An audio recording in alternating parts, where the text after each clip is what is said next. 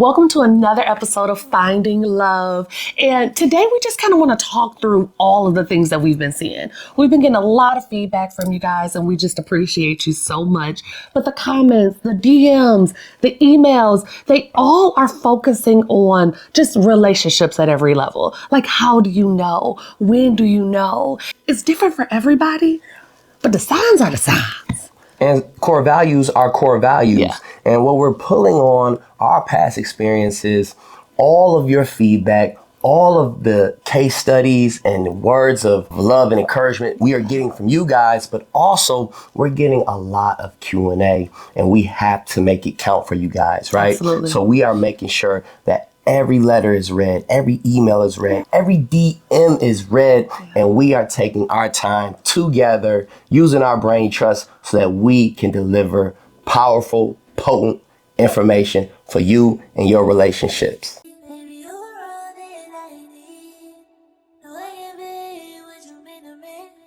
Make me feel complete. It's OD, you got me, it's OD. Baby, you're all that I need. No one can be what you mean to me. Boy, I know you need this. So one of the things that I found with top YouTube podcaster Matthew Hussey, he has 4 levels of a relationship. And I heard him speaking on Mel Robbins' podcast, and I was just blown away at the simplicity of it, but the accuracy of it. And level 1 is admiration. Level 2 is mutual attraction. Level 3 is commitment. And level 4 is compatibility. And what I found in those levels is that not many people reach level 4. And half of the people I know, and all of the people who have responded to our DMs are on level 2. They're on level 2. And he even explained that level 2 and level 3 are light years away from each other. Yeah. And one of the things that he said that really resonated with me was level 2 was buying the land. Okay, so you're buying into this thing. We both like each other, right? We have some type of connection, some type of sexual chemistry, whatever. We on level 2. We could stay here forever. Level 3 is we got a builder to build out our dream home on this plot of land. You can't do nothing with a plot of land without a builder. So if both of you are unwilling to build and to really sacrifice and commit to each other, you will never get to level 4. So what do you think about that, man? Before we get to level 2, we got to go back to level 1, right? Yeah. Which is, level 1 is admiration, which everybody's experienced this. Oh, yeah. It's the honeymoon phase of any relationship. And that's where you're trying to just see if there's some interest. And it's very, very new, and it's very, very fun. Yeah. But it doesn't require any depth yet. Admiration is what it is. I like the way they talk. I like the way they look. And this is where a little bit of controversy. If you aren't attracted to that person, if that person, and it's been several podcasts where people are talking about how, I wasn't attracted to my spouse at first. I'm going to go out on a limb and say you still aren't. You don't grow to be attracted to them. Now, can that person get sexier to you? Can they, can you feel a little bit more masculine energy from them being such a leader and a dog? Yes. But that little physical attraction, and this isn't who you're used to being attracted to. This is, I see you, I think you cute. Very surface level. It's very necessary. Yeah. And that's the early stage, right? But the next stage, what you were getting to was the mutual attraction or the mutual interest, right? Yeah. And that is where we add another layer to the relationship. And that's where I believe people putting expectations on the other one begins without sometimes having that clear communication. And that is where people get lost in the sauce because, well, I like you and you like me. Yeah. But now I have an expectation of, I need you to show up for me this way. Yep. Even if we haven't had that communication yet, even if we haven't had that conversation yet, there's an expectation of, because I like you and I'm inviting you into my space, you should already know. And that's the problem. How you gonna have expectations when we just bought the land? We ain't designed the home. We ain't picked a builder. We ain't done none of the things that are needed and very necessary to build in our dream home, right? So you own the land. And all you know is we like each other. We have some type of a connection. And I think that people, especially in our age group, you know, mid to late 30s, early 40s, you're thinking, I'm just not getting a connection anymore. Nobody's is exciting me, or I haven't had a connection in a long time. And so you think that a connection is rare. When it ain't. It ain't. If you put, you know, several guys in a room who all have good jobs, all are handsome, all know how to talk and have a little bit of charisma, a woman can go in there and have a connection with every single last one of them, okay? I do like it. Oh, Bill. Oh, Bob, you know. And so you put too much emphasis on that connection. And from there, the key thing that you said was the lack of communication. If you are not forthright with what you want and how you see this thing going, and you are allowing and accepting mediocre behavior on level 2, you're never getting to level 3. You're never going to the builder. Because guess what? You have advanced the stages of a relationship on the land. That's right. You done picked furniture. You done picked out the colors of the walls, and you ain't got no walls. That's where some of the fun can still be happening before we absolutely. get to any depth. That's sexual chemistry. There's great times of maybe even vacation, hanging out, the early on dating stages of things, right? Before we get to the commitment. And so there's a lot of ambiguity there. There's a lot of uncertainty there.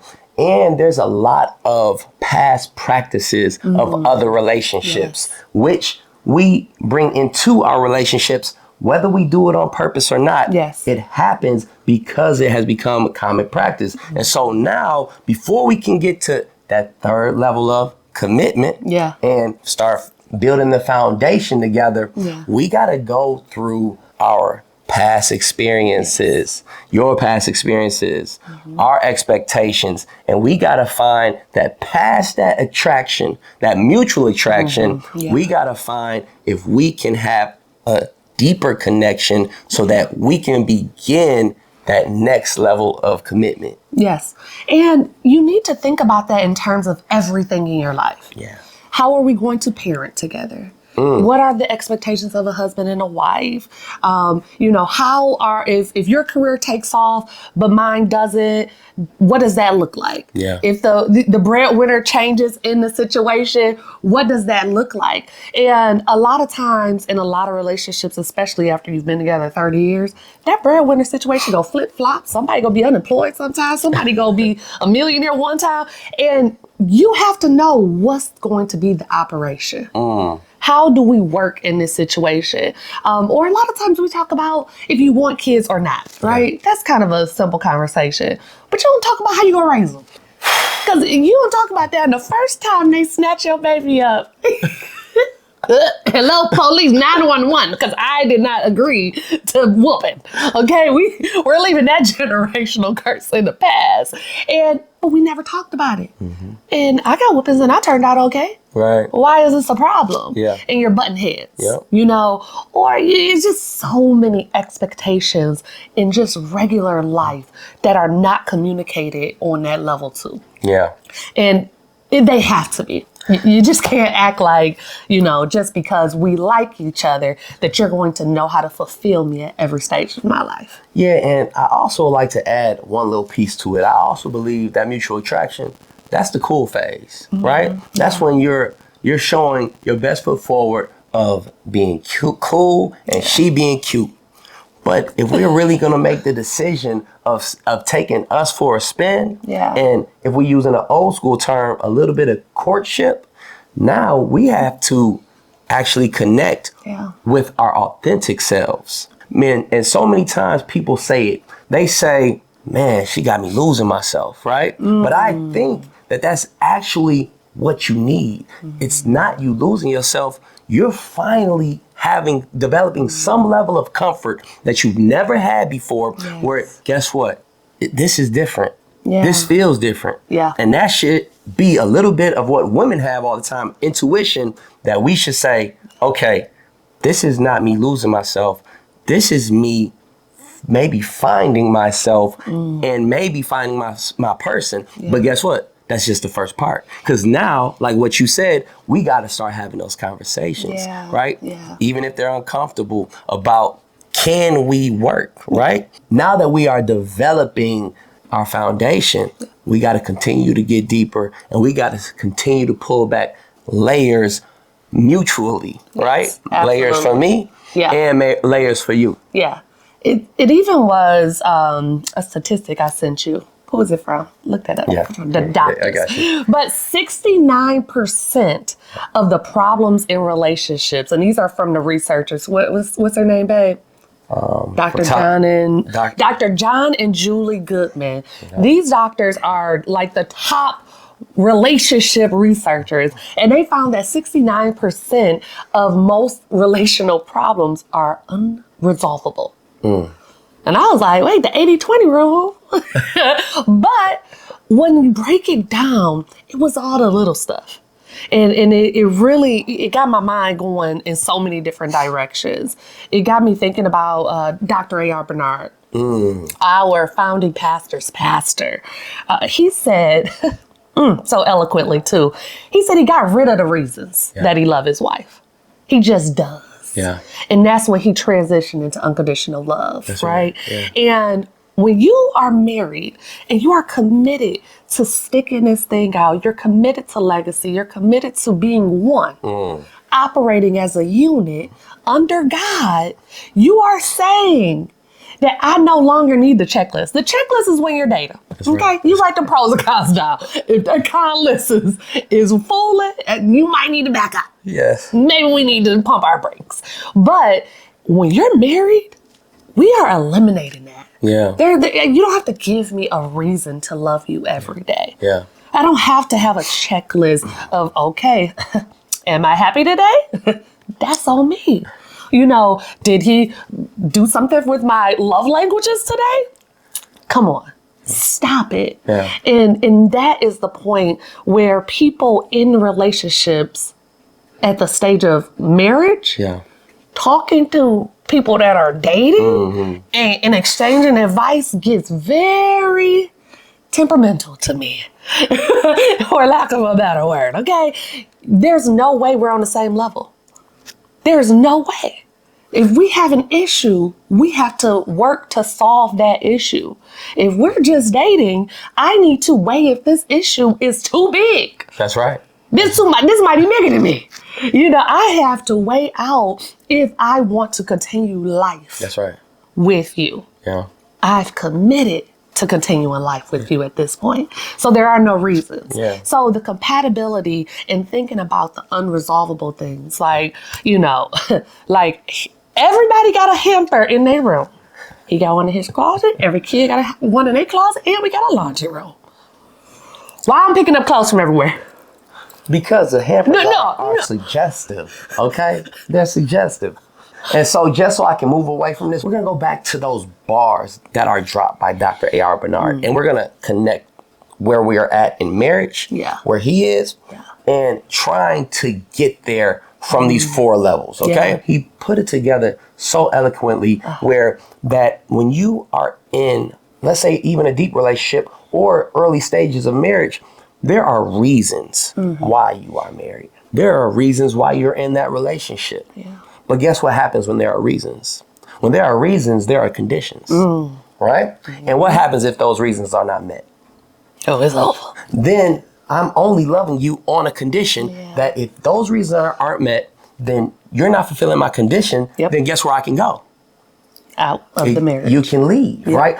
But if you build your foundation the right way, know exactly who you're getting in bed with, right? Knowing exactly who you're going down the aisle with or coming up on the altar with, then you know that there's sustainability there. And if you can trust each other to do the work, then we can move past the reasons. Yeah. And if we move past the reasons, then we move past the conditions. And then that is where Dr. A.R. Bernard said, you reach unconditional love. And when he said that and he brought it all the way home for me, I said, boom. Yeah. Makes total sense. It then goes back to compatibility. Yeah.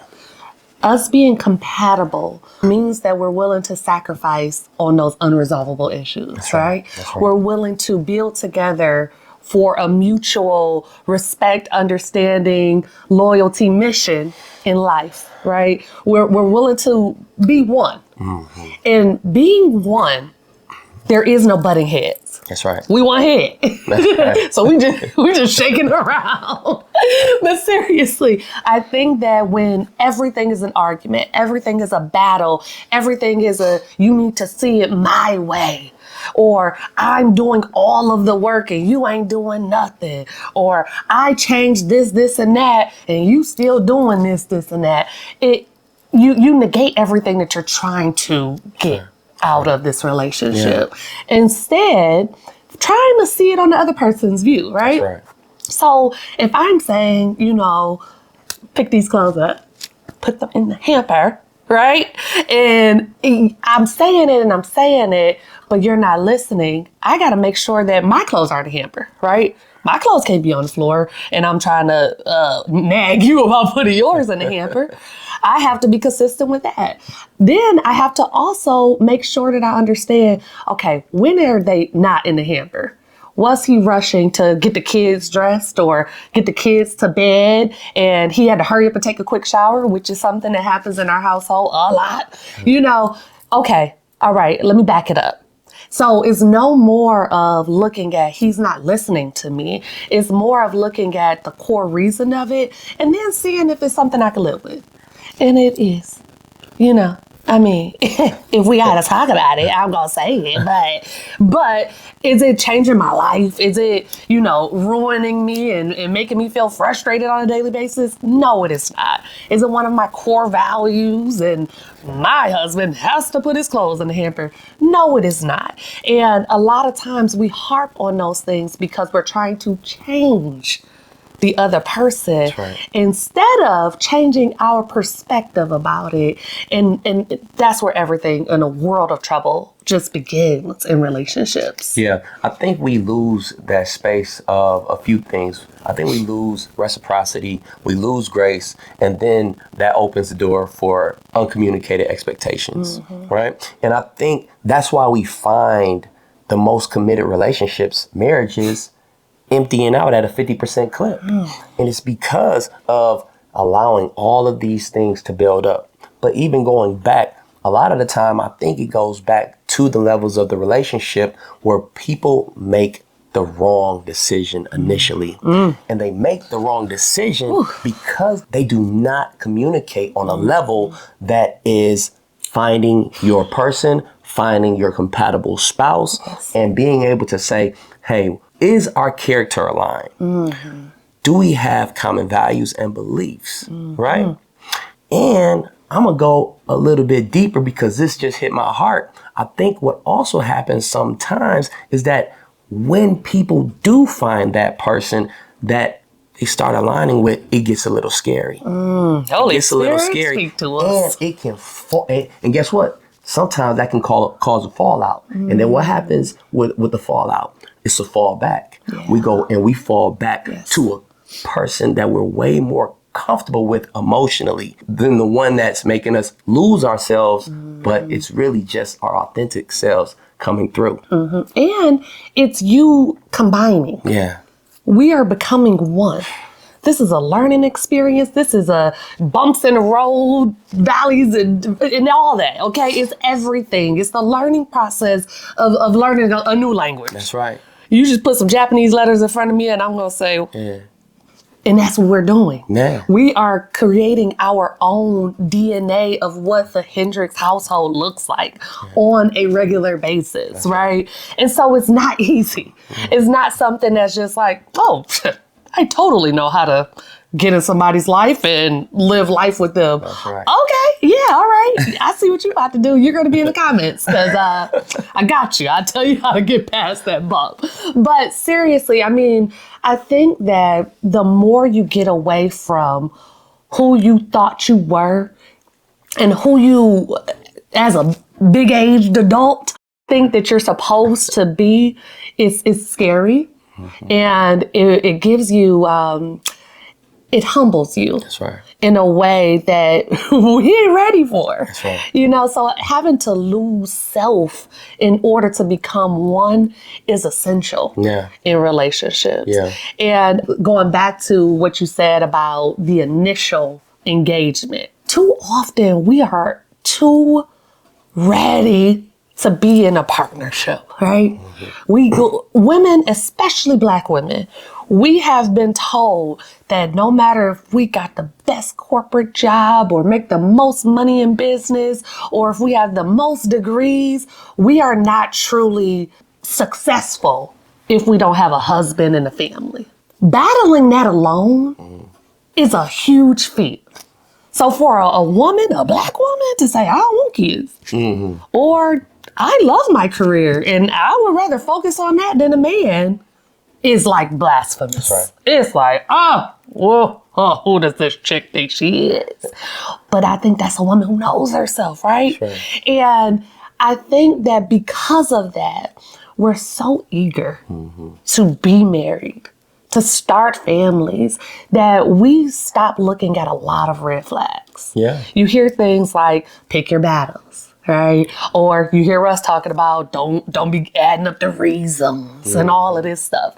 Well, in the beginning, when you're dating, prior to marriage, this is the time to be evaluating everything of that other person. Right. Everything. How they talk to their parents, how they talk to their friends, how they talk to you. Yeah. And, you know, like you said, morals, values, character, and making sure that you go through something together. If that first year or two prior to being engaged is all butterflies and rainbows, y'all ain't been through nothing. That's right. You know, if every time y'all see each other, y'all tear each other's clothes off, you have a fine dining experience, and maybe you're traveling to see each other too. Ooh, it's getting sexy, right? You're doing all of these things and it's fun. And you think, I can go through life with this person. No, you can go through this life with anybody. That's right. Okay? You give me fine dining, hot beach sex all over the world on a regular basis. That sounds like level 2 forever, right?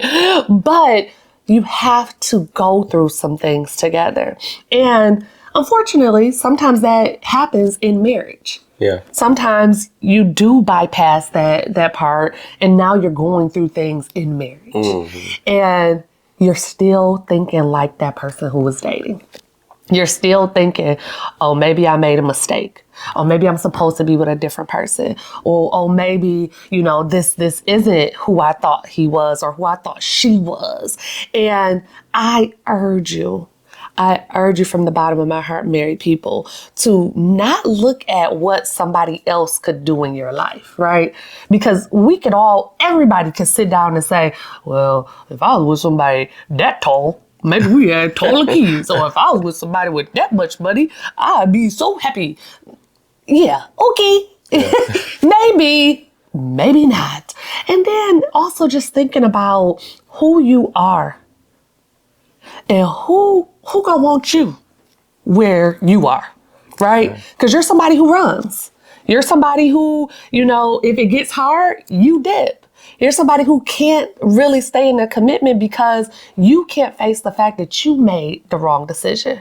And I think that is a key point that just took a whole long time to get to, was that a lot of times in marriage, you keep pointing the finger because you can't look at yourself in the negative light that you're in.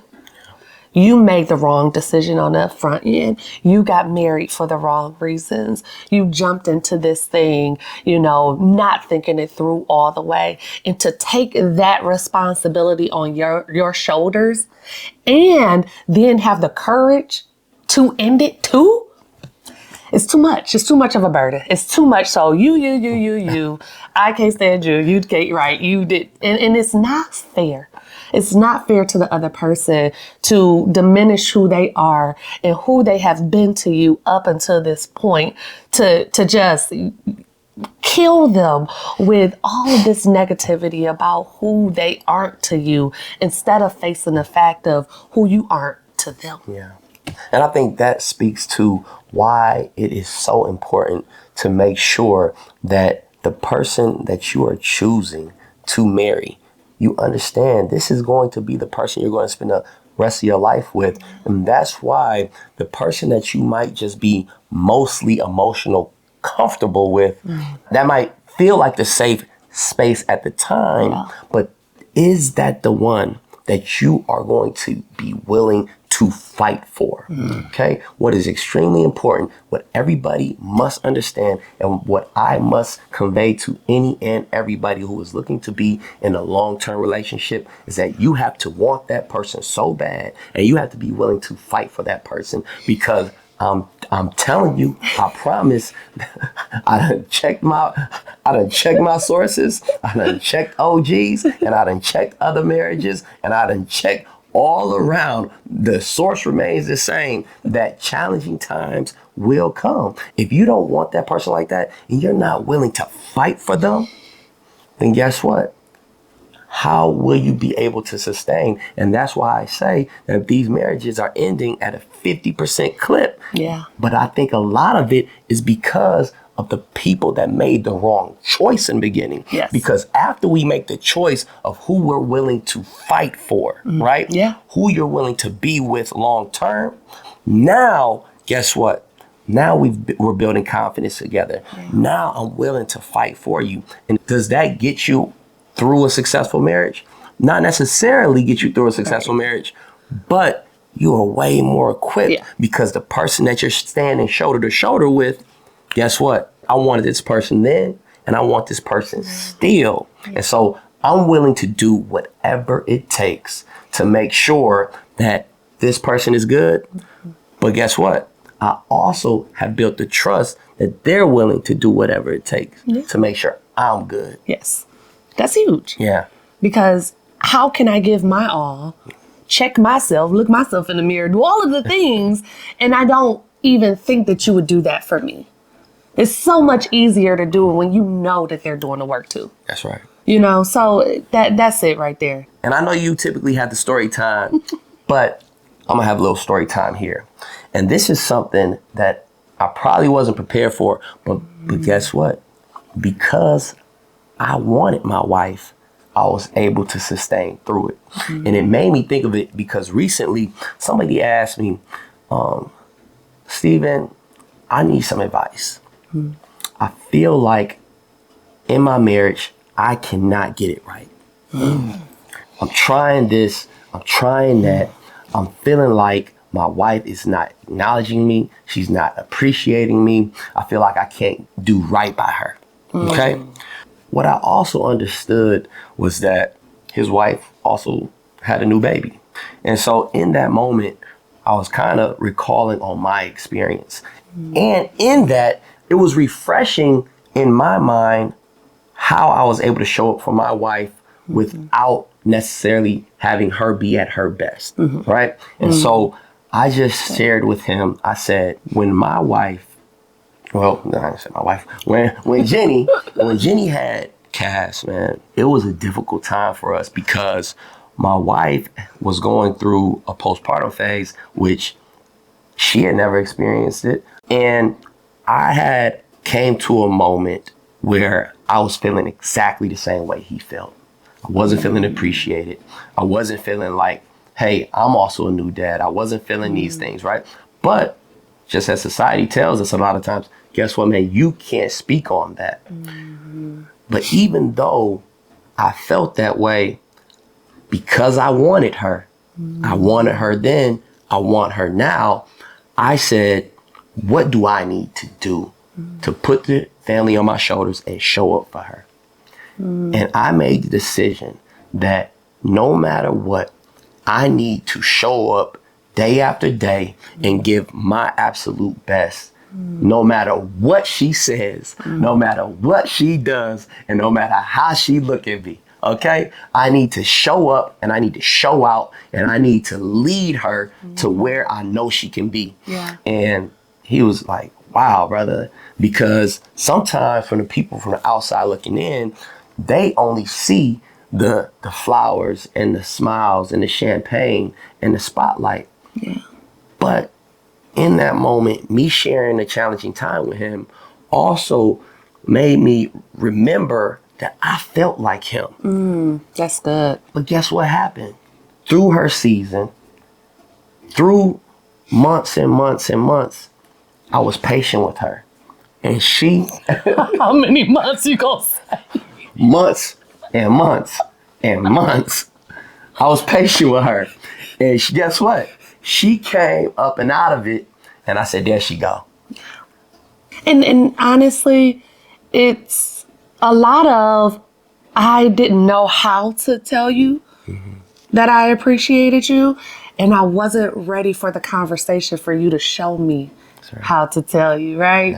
And a lot of times making the decision to love someone through it all is the ultimate goal of marriage. Man, yes. Everybody gonna have their seasons, That's right? We appreciate everybody tapping in and really challenging us to really put ourselves together and make sure we can show up for you. And so these conversations are for all of us as a community. But what I want to make sure that we walk away with here is making sure that we are intentional when we are moving through our dating stage. And that even though we might have that attraction and also mutual attraction, we have to make sure that we are compatible, that we want that person, and we're actually willing to fight for that person before we get into any serious commitments and make any lifelong decisions. Hey, cheers to that, baby. Cheers. We are finally here at season 2, and we could not have done it without any of you. We're talking all stages of relationships, from dating to courting to marriage to reaching that forever status. We are bringing all the true stories to the forefront. So stay tuned for what we're going to do next. We are on all platforms at I Am Finding Love, and be sure to subscribe to our website at IamFindingLove.com. And do not forget, tune in each and every Friday as you keep asking us questions and we keep delivering the answers.